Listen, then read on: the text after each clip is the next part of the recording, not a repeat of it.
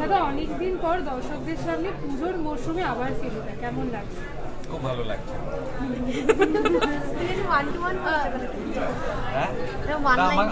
আমাকে যে প্রশ্ন করে কেমন লাগছে বললাম ভালো লাগছে।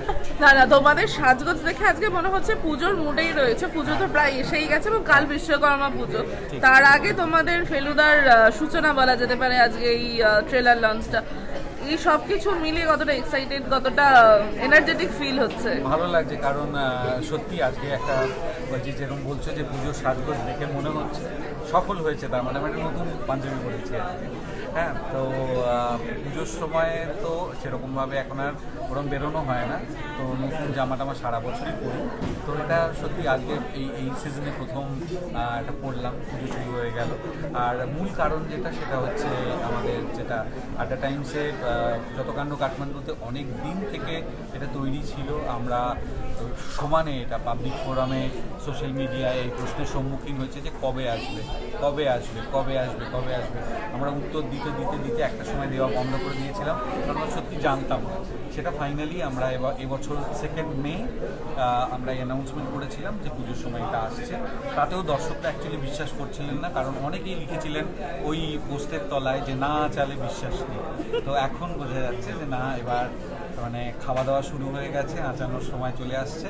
সেটা হচ্ছে 26শে সেপ্টেম্বর এটা স্ট্রিমিং শুরু।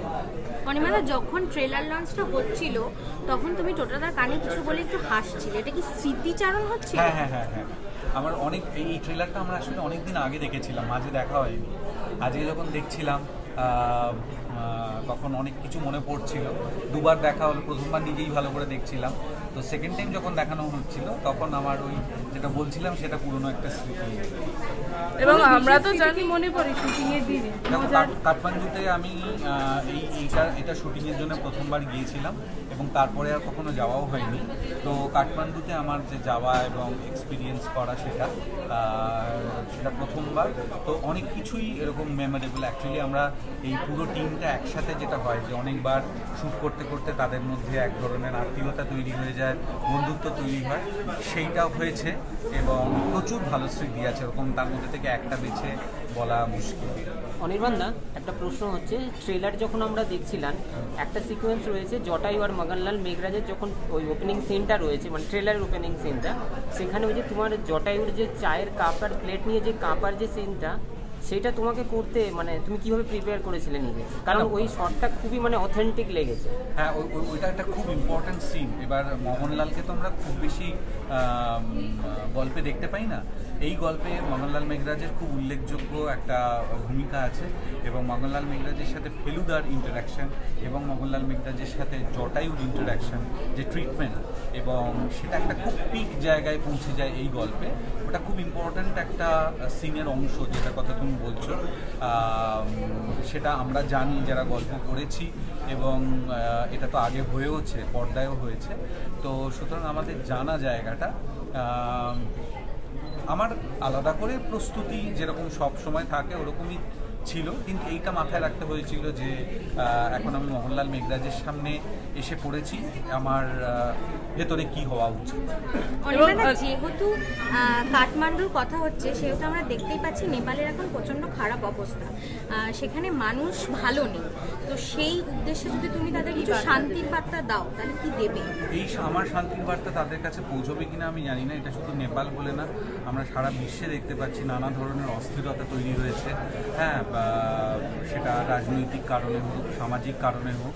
তো এই ধরনের অস্থিরতা যার ফলে মানুষের প্রাণ যাচ্ছে, সম্পত্তি নষ্ট হচ্ছে, আমাদের যেটা হেরিটেজ সেগুলো নষ্ট হচ্ছে, আমাদের ইতিহাস যেটা আমরা অনেক বছর ধরে হয়তো সংরক্ষণ করে চলেছি সেটা মুহূর্তের মধ্যে চলে যাচ্ছে। এইগুলো তো সত্যি খুব খারাপ এবং একেবারেই বাঞ্ছনীয় না। পুরো পৃথিবীতেই মানুষের মধ্যে এই শান্তি ফিরে আসুক, এটা আমরা সবাই চাই।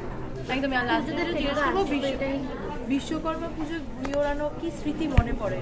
আমি কোনোদিন ঘুড়ি ওড়াইনি, ঘুড়ি ওড়ানো দেখতাম। আমি যখন ছোট ছিলাম আমার মনে আছে ঘুড়ি ওড়ানো বিশ্বকর্মা পুজোয় হতো, আর একটা হচ্ছে শীতের সরস্বতী পুজো, হ্যাঁ শীতের ছুটির সময়ও হতো আর কি। তো আমি এটাতে খুব একটা এক্সপার্ট না, হ্যাঁ মানে আমি বিফল চেষ্টা করেছি বেশ কয়েকবার, হ্যাঁ মানে আমি বেশিক্ষণ আকাশে রাখতে পারি না, পড়ে যেত।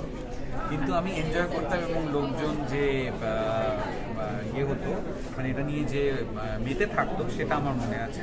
বিশ্বকর্মা পুজোয় আমার যেটা সবচেয়ে বেশি মনে আছে সেটা হচ্ছে খুব ছোট ছোট প্যান্ডেলে বিরাট বড় বড় বক্স বাজানো হতো, এবং সেখানে কিছু বাছা বাছা গান ছিল যেগুলো বিশ্বকর্মা পুজোতেই শোনা যেত। অনির্বাণদা, একটা প্রশ্ন হচ্ছে যে বারবার এই প্রশ্নটা উঠছে যে জটায়ু আর একেন বাবুর তুলনা, কিন্তু সাহিত্যের দিক থেকে হোক, গল্পের দিক থেকে হোক, অভিনেতাটা এক, বাকি পুরোটাই আলাদা। তো বারবার এই কম্প্যারিজনটা কেন, আর তুমি এটা কিভাবে দেখো? সেটা যারা আমি তো নিজে কম্পেয়ার করছি না, যারা কম্পেয়ার করছে তারা এটার উত্তর দিতে পারবে যে কম্প্যারিজন কেন হচ্ছে। একটা প্রচ্ছন্ন কারণ হতে পারে, সেটা হচ্ছে একই অভিনেতা যারা যে দুটো চরিত্র অভিনয় করছে এবং দুটো চরিত্রের লুকটা একই রকম আর কি, হ্যাঁ সেই কারণে। এবং ওই যে হিন্দি বলতে দুজনেরই অসুবিধা আছে এই রকম। কিন্তু এইটা আমার মনে হয় যে কেউ যদি তলিয়ে দেখে তাহলে বুঝতে পারবে যে চরিত্র দুটো আলাদা, এবং তাদের পোর্ট্রেলে আমি চেষ্টা করেছি আমার পক্ষে যতটা সম্ভব তাদেরকে আলাদা করতে। কিন্তু ব্যাপারটা হলো তুমি যেটা বললে সেই লজিকটায় এমন বহুত অভিনেতা রয়েছে যারা ফেলুদাও করেছে, ব্যোমকেশও করেছে, এবং তুমি যখন একেন করো একটা আলাদা চরিত্র, অভিনয় শৈলী, বচনভঙ্গি সব আলাদা। যখন তুমি জটায়ু করছো সেটা পুরো মানে টোটালি ডিফারেন্ট, মানুষটা এক, অভিনেতাটা এক। হ্যাঁ, এবার এইটা যেমন আপনার লেগেছে, আপনি তো বলছেন এই কথাটা, তারপর আপনার এরকম লেগেছে, আলাদাই লেগেছে। আমি আলাদা করার চেষ্টা করি, প্রচুর মানুষেরই আলাদা লাগে, আবার কারুর এক লাগে। এবার এটা তো আমার কন্ট্রোলের বাইরে। হ্যাঁ, থ্যাংক ইউ।